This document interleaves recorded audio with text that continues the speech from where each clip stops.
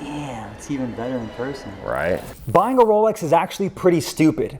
At least that's what the majority of people will think when they see you with one that's worth $50,000. You could buy a house with that. I can hear people screaming at their phones right now watching this. And although they're right, the point of this video is to share a life-changing lesson with you that can help you make more money. But first, let's talk about how I got the Rolex in the first place. 2 years ago, I came across this old magazine ad from Rolex where it shows off the day-date presidential, what they call the President's Watch. At the time, I had just quit my job and I was hustling, trying to sign my first clients as a solopreneur, trying to figure out this whole how to build an agency thing. And because I was in advertising, I was studying a lot of David Ogilvy and a lot of old print magazine ads. And like I said, I came across this Rolex ad, which was one of the very first Rolex ads for the day-date presidential. It's from 1966. So immediately I saved this picture on my phone as my screensaver for inspiration, and every single day thereafter I would look at it over and over and over again every single day that I woke up. Now before we keep going here, I want you to remember these 6 words. We become what we think about. I'll say it again. We become what we think about.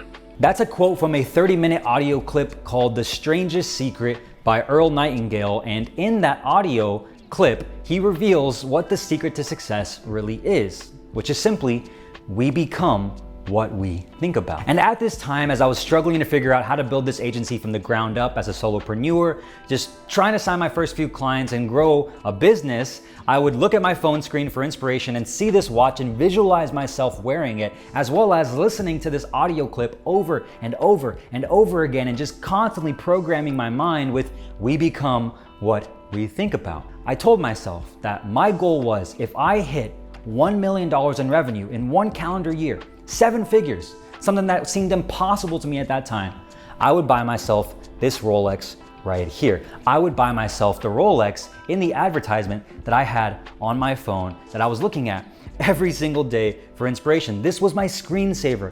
I would have this always open. Whenever I opened my phone, this would pop up. Now here is where the magic happens, and this is one part of the life-changing lesson that I really want you to pay attention to, because if you implement this in your life right now, from today onward, I promise this magic, this strange secret will ultimately help you achieve similar results. So fast forward to November of 2021, about a year and a half after I set that goal, and what do you know? We end up being introduced to a client named Anthony who has a company that sells luxury watches called the Timepiece Gentleman. This guy literally has a business selling luxury watches, and he was introduced to us by another client of ours at that time, Bedros Keuilian, because he wanted to get more customers using YouTube ads. So is that a coincidence? I don't think so.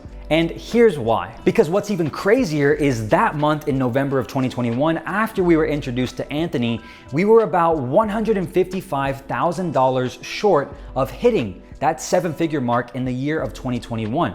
We weren't on track to do it. We basically needed like 5 more clients to be able to achieve that goal that I set out a year and a half ago. And guess what happened? In the first week of November, we closed over $100,000 in new revenue combined with old existing clients to allow us to be within striking distance of crossing the 7-figure mark that year.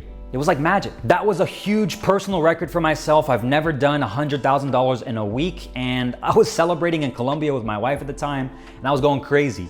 And ultimately, ending that year, heading into January of 2022, we ended up doing $1.09 million. Now I know that's all good and great for you, Brian, but what's the point? And again, the point of this video isn't to brag or boast, it's to share a life-changing lesson with you. And what happened next is where you'll see this whole story come full circle. Because the funny part about all this is that up until this point, I had no clue how much this watch even cost. Like, I didn't even do any research to know if I wanted to get this watch, how much it would actually cost me. And the whole time I was thinking I was gonna spend, I don't know, maybe, $10, $20,000 like max maybe. But after doing more research and looking online on the Rolex website, I saw that this watch cost about $36,000. And that's if you buy it for retail. which means that you actually buy it from Rolex themselves. But if you today, right now, after watching this video, walk into a Rolex store that's around you in whatever city or state that you're in, and you try on a Rolex, you ask them to try on a Rolex, or you ask them to buy a Rolex, even though you have the cash, they won't let you. Like, I'm serious, like they just won't take you seriously. Like, they'll make up excuses. They told me that the inventory's short, the waiting list is 2 years long, there's a gold shortage. Like, they literally made every excuse up in the book just to like get me out of their store. And I was just leaving the store feeling like a total and at that time, I was like, man, this is stupid. How can I get a Rolex? The bottom line is you have to know somebody, or you have to be an existing client of them already. Otherwise, they just won't let you buy one. I mean, it's kind of unfortunate, but that's just how it is. And actually, it made me want to buy it more, truthfully. And so that's just a little lesson about branding and positioning, because if someone tells you you can't have something, you just kind of want to have it more, right? Now, luckily, like I mentioned earlier, we had an existing client who sells luxury watches. Anthony, the timepiece gentleman. So I call up Anthony and tell him I'm looking for this watch. I send him the picture on my phone and I say, yo dude, I want this watch right here. And he tells me, okay, what you should do then is you should go try on this watch, because that's a 36 millimeter. And depending on what size watch you're used to wearing, you might not like it. It might be too small for you. And so luckily, I end up going to a different Rolex store. I call in ahead of time this time, and I make an appointment, and they see me and they allow me to try on a similar watch, not this exact one, but a similar model, the Day-Date Presidential, but in the 40 millimeter size, which is the one that I have on right now. And I loved it. Like, I literally loved it. Like, I put it on, it was the perfect size. The 36 was definitely too small. And I actually saw it on my wrist and I was like, yeah, this is nice. So I call up Anthony and tell him that this is the one I want. It fits perfectly, the 40 millimeter, the all gold Rolex Day-Date Presidential. And he calls me back after making a few calls to his suppliers and tells me that it's gonna cost about $46,000 for one that's used. Like, someone already used this one and wore it.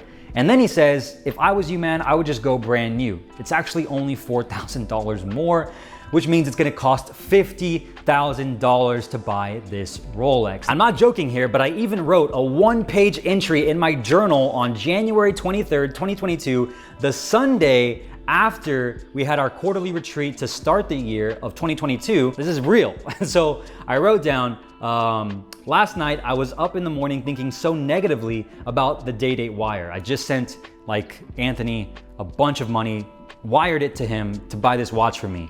And I wrote down in quotes, $50,000 is a lot of money, which was going on in my mind. I could do this. Is it smart? No, but the goal of buying a Rolex is not to look smart. Yes, I could pay that into stocks, crypto, or the best investment right now, the business at that time, adspend.com. And the experience, accomplishment, and feeling of having, wearing, and living, owning a Rolex is unquantifiable. Plus, I could always sell it, but I won't need to. And that's what I wrote down the night before, well, I should say the night after I sent that wire, just trying to justify myself of buying this watch. And again, I'm sharing this with you because when you have a goal in life and you set a goal on achieving something and you hit that goal, why would you try to downplay yourself here? Why would you sell yourself short and try to justify not going through with it and committing to what you told yourself you wanted to reward yourself after you achieved a certain milestone, whether it's in the gym, whether it's with your relationships, with your family, with your friends, or whether it's when your business achieves a new revenue or profit goal that you say you want to do, and you do it, and then you start playing small, you start shrinking up. You start thinking about all the reasons why you shouldn't reward yourself, why you shouldn't buy that thing you've always wanted, that car, that yacht, that house, that apartment, that condo, that furniture, that watch that you've had on your phone screen for the last year and a half. Why would you play small when the universe, God, whatever you believe in, the strange secret that you've been thinking about, looking at, visualizing every single day for the last year and a half is right in front of you? The stars aligned, the universe gave it to you with a client that said, I can get this watch for you because Rolex won't sell it to you, and you now have the chance to buy it brand new, be the first one ever to wear it for $50,000 for the rest of your life. And you're not gonna go through with it. Thankfully, I didn't listen to any of those negative thoughts and I ended up buying it, and I'm so thankful. Damn, It's even better in person. Right? Wow. Wow, that's nice. That's really nice. Dude, thank you. Pull it out. Pull it out, man. First Rolex too, right? First Rolex, Wow. first luxury watch ever. Wow, really? Yeah, so I have my phone right here. Yeah. I've had this on my phone screen for the last 3 years. Oh, look at that. That's cool. That's the one I was telling you about over the phone. So again, what's the big takeaway from this story? Well, it's that if you want something, make sure you set a goal to achieve it and give yourself a reward once you hit it. So that way you can be motivated to work towards it. But make sure you look at it every single day. Write it down in the morning, write it down at night, set it as a screensaver on your phone, a picture, or with words as a screensaver, so that way you can constantly remind yourself about this goal. Now, why do we want to do that? Because we become what we think about. And the more you think about your goal, the better chance you have at actually achieving it. But you can't just think about it, okay? You actually have to put in the work. But that's the point. The more you think about it, the more you're seeing it, you're visualizing it, you're imagining yourself with it, the more you're inspired to take the actions every single day in order to hit it. And the more clear you are on what you want, the easier it is to see how you can achieve it. I look at this watch every single day and it just inspires me. It tells me I can have whatever I want in life. I just have to set a goal,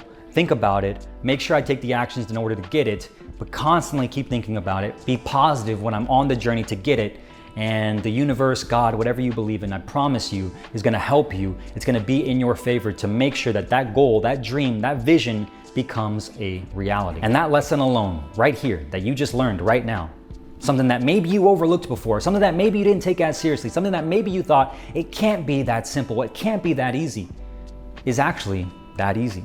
It's actually that simple. And that life-changing lesson can dramatically improve your life, dramatically change your life. Basically like that. And funny enough, I actually used this same strange secret to manifest my wife, to meet my wife. And I know that sounds crazy, but it's true. So if you want to learn how I used this same exact secret, this life-changing lesson to meet my wife, then click this video right here. So how can you speed up that process so you find the one girl that you're looking for? You do this exercise. You make a list of your dream girl's most ideal qualities. That's exactly what I did. You can see here 12, 29, 19.